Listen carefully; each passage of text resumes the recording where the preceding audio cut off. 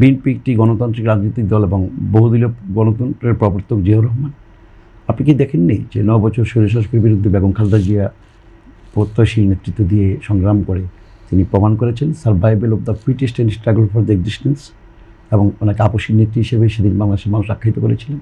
91 সালে বাংলাদেশের প্রথম শেখ হাসিনা মুজিব কন্যা শেখ হাসিনার আগে বাংলাদেশের নারী প্রধানমন্ত্রী বেগম খালেদা জিয়া হয়েছিলেন সংগ্রামের ফসল হিসেবে জনগণের ভোটে। আপনি কি দেখেননি গত 17 বছর ফ্যাসিবাদ বিরোধী আন্দোলনে ম্যাডাম খালেদা জিয়াকে কত নিপীড়ন নির্যাতন সহ্য করতে হয়েছে ভোটের অধিকারের জন্য? তারেক রহমানকে রাত দিন পরিশ্রম করতে হয়েছে লন্ডনে থেকে। রাজনৈতিক দলগুলো আমাদের বিএনপির অঙ্গসংগঠনকে গতিশীল করে সাংগঠনিকভাবে সারা দেশে ঝাঁপিয়ে পড়েছে। আমাদের সাউন্ড গ্রেনেড মেরে 28 অক্টোবরে কত লোককে হতাহত করা হয়েছে, গুম খুন হত্যা নিপীড়ন নির্যাতন একটি দলের উপরে কেমন স্টিম রোলার করা হয়েছে। তারপরে কি মনে হয় না যে একটি গণতান্ত্রিক রাজনৈতিক দল যে ফ্যাসিস্টের বিরুদ্ধে ফ্যাসিবাদের বিরুদ্ধে লড়াই করে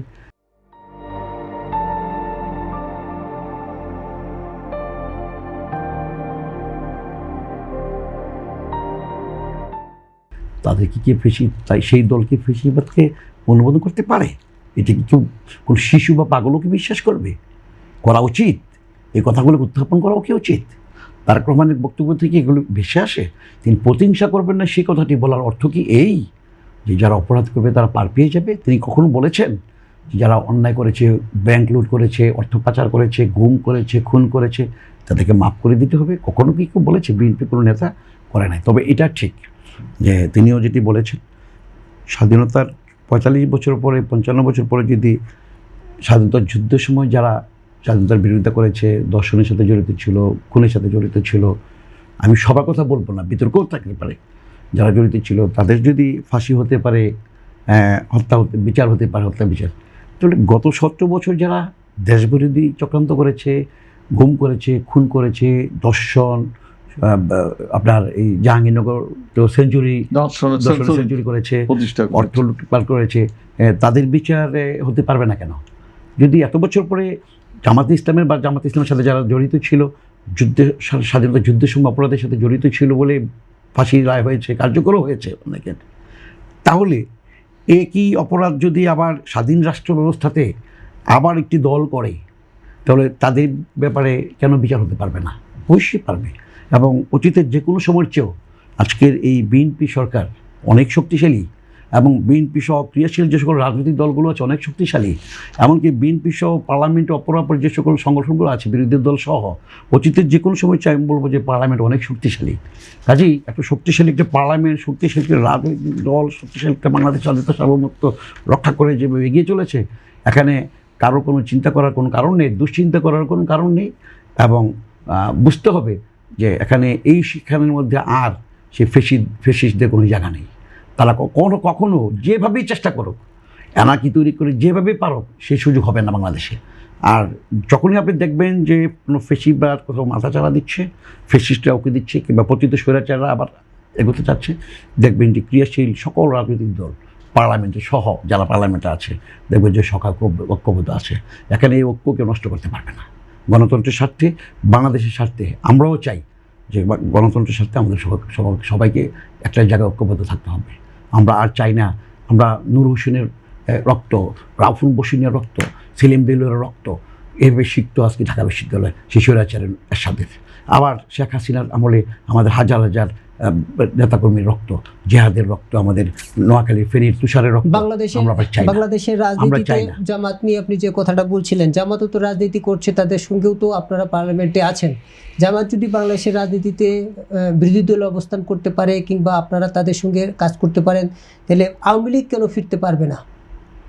শুনেন, আপনি একটি প্রশ্ন করেছেন, এটা আপনি যেটা বললেন যে ফিরতে পারবে না কেন, জামাতের রাজনীতি তো জামাত তাদের যারা অপরাধী ছিল বা অপরাধ করেছে, কিংবা আওয়ামী লীগের দৃষ্টিভঙ্গিতে যারা অপরাধ করেছে তাদের তারা বিচার করেছে, বিচার করে তারা পার্লামেন্টে আসছে, নির্বাচন করেছে। জামাত তো আওয়ামী লীগের আমলও ছিল, আওয়ামী লীগের সাথেও নির্বাচন করেছে, সাথে মিলে জাতীয় পার্টির আমলও নির্বাচন করেছে জাতীয় পার্টির সাথে। এখন আমার কথাটা হলো জামাত তো আপনার আওয়ামী লীগের প্রধানের মতো বা আওয়ামী লীগের 300 এমপির মতো 17 বছর শাসন করে হেলিকপ্টারে পালিয়ে যায় নাই, আপনার এত পাচার হয়ে যায় নাই। রাজনৈতিক নেতারা তো আপনার সাহসের সাথে বুক উঁচু করে দাঁড়ায়। আমি জামাতকে এখানে অনেক প্রশংসা করছি না, কিন্তু আমি বলবো তারা তো পালিয়ে যায় নাই, তাদের বিচার হয়েছে, তারা বাংলাদেশি ছিল, কিন্তু তারা তো মোকাবেলা করেছে আইনি লড়াই, পরিশেষে আইনিভাবেই তাদের বিচার হয়েছে। আমি সেই ব্যাপারে কোনো কোর্ট কনফে করতে চাই না।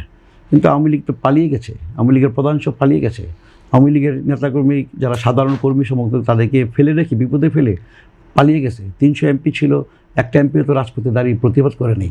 কিংবা এই জুলাই আগস্টে যে এই এত রক্তাক্ত হলো, এই সাইদকে, আবু সাইদকে গুলি করলো, মীর ওয়াসিমকে গুলি করলো, আওয়ামী লীগের পার্লামেন্টের মেম্বার বা আওয়ামী লীগের সরকার প্রধান বা আওয়ামী লীগের সরকার কেউ তো বলে নাই যে না গুলি করা চলবে না, কিংবা আওয়ামী লীগের একটা এমপি তো পদত্যাগ করে নাই, এমনকি আওয়ামী লীগের স্বরাষ্ট্রমন্ত্রী পদত্যাগ করে নাই। বরং আমরা শুনেছি শেখ হাসিনা বলেছে গুলি করো, গুলি করেছে, শেখ হাসিনার নির্দেশে সব কিছু হয়েছে। সেটা তো পুলিশের আইজিপি মামুন সাহেব নিজেই দায়িত্ব নিয়ে বলেছেন কোর্টে। সুতরাং আপনাকে বুঝতে হবে এক একটা রাজনৈতিক দলের, আর আপনি আওয়ামী লীগের সাথে জামাতের যেটা তুলনা করতে চাচ্ছেন যে তারা পারবে না কেন, আমি সেই বলবো যে এখন বাংলাদেশে আগামীতে আজকে বিএনপি সরকার গঠন করেছে, পার্লামেন্টে আছে, জামাত ঘটনাক্রমে আজকে পার্লামেন্টে বিরোধী দলে আছে। জামাতের আচরণের উপর নির্ভর করবে যে আগামী দিনে জামাত কোন অবস্থানে থাকবে। জামাতের যদি আচরণ যদি ইতিবাচক না হয় এবং জামাত যদি রাজনীতির পালস যদি সঠিকভাবে না বুঝে, নিশ্চয়ই এনার্কি তৈরি হবে, নানা রকমের সংকট তৈরি হবে। তাতে করে বিএনপির কী হবে? দেশে যদি ক্ষতি হয় বিএনপির ক্ষতি হবে, কিন্তু বিএনপি কোথায় যাবে? বিএনপি তো আপনার ইতিপূর্বে যদি স্বাধীনতার পরে দেখেন, বিএনপির প্রতিষ্ঠা হওয়ার পরে বিএনপি কখনো কখনো সরকারে গেছে, কখনো বিরোধী দলে গেছে, নির্বাচন যদি হয়েছে সুষ্ঠু নির্বাচন অংশগ্রহণমূলক। কারণ তো বিএনপির একটা অবস্থান ছিল 1-2-1-2-এর মধ্যে। সেখানে আজকে একটা প্রেক্ষাপটের কারণে জামাত তো পার্লামেন্টের বিরোধী দল হিসেবে আসছে না, সেখানে যদি পার্লামেন্ট জামাত যদি তাদের অবস্থানটা ধরে রাখতে হয়, তাদের রাজনীতি নিশ্চয়ই তাদের রাজনীতি তারা বুঝে তারা কী করবে। আর তাদের অতীতের যে ভুল স্বাধীনতা যুদ্ধের সময়, নিশ্চয়ই তাদের উচিত হবে, আমি বলবো যে তারা বিচ্ছিন্নভাবে বলেছে, ক্ষমা চেয়েছে জাতির কাছে, কিছু জাতি হয়তো ক্ষমা করেছে, নয়তো কিছু ভোট পেল কেন, যদি সমস্ত জাতির কাছে তাদের স্পষ্টভাবে তারা কনফারেন্স করে বড় আকারে যুদ্ধের অপরাধের জন্য বা করার জন্য ক্ষমা চায়, সেটাও জাতি দেখবে, চিন্তা করে। কিন্তু আপনি কি আওয়ামী লীগকে কি দেখেছেন যে আজকে ভারতে পালিয়ে গেছে? আওয়ামী লীগ কি একদিনের জন্য কি অনুশোচনা করেছে? এটা আপনি বলেন। আওয়ামী লীগ একদিনের জন্য কি তারা যেখানেই থাকুক সেখান থেকে উস্কানি দিচ্ছে? কিন্তু কোনোদিন আওয়ামী লীগ কি বলেছে যে আমরা 17 বছরের জন্য এবং এই জুলাই আগস্টের জন্য আমরা ক্ষমা চাই জাতির কাছে? একবার কি অনুশোচনা করেছে? তারা বরং বলছে তারা নাকি বাংলাদেশের জন্য অনেক ভালো কাজ করে গেছে। ভালো কাজ যদি করে যান, পালিয়ে গেলেন কেন? হারিয়ে গেলেন কেন? আপনারা কেন 15 আগস্ট পালন করলেন না? বাবার মৃত্যুবার্ষিকী কেন পালন করলেন না? কোথাও 2 আগস্ট গেল। আপনারা কেন স্বাধীনতার নিয়ামকের শক্তির কথা বলেন? শহীদ মিনারে যান নাই কেন 16ই ডিসেম্বরে? আপনারা 21শে ফেব্রুয়ারিতে কেন কেন্দ্রীয় শহীদ মিনারে আমার ভাই রক্তে রাঙ্গানো স্লোগান গান বলতেন না কেন? কেন যান না? কেন নিষিদ্ধ না? নিষিদ্ধ তাদের দলীয়, তাদের কর্মকাণ্ড নিষিদ্ধ। আপনি বলতে পারেন যে তাদের বিচার হওয়া পর্যন্ত রাজনৈতিক দল তো নিষিদ্ধ করা হয় নাই, কিন্তু কার্যক্রম নিষিদ্ধ। হ্যাঁ, কার্যক্রম নিষিদ্ধ আছে। স্বাধীনতার যুদ্ধে বা বুদ্ধিজীবীদের মাঝারে আপনি ফুল দেওয়া, এটা তো জাতির, সমগ্র জাতির, এটা তো কার্যক্রমেরই অংশ। পারবে না। শুনেন, যে সাহস লাগে, শুনেন, শুনেন, আপনি যেটা বলেছেন এটা যদি কার্যক্রম নিষিদ্ধ হয়, তাহলে বিচ্ছিন্নভাবে যে কখনো কখনো চোরাগোপ্তা মিছিল দেখা যায়, ওইটা কি? ওটা কি নিষিদ্ধ না? ওটা তো নিষিদ্ধ।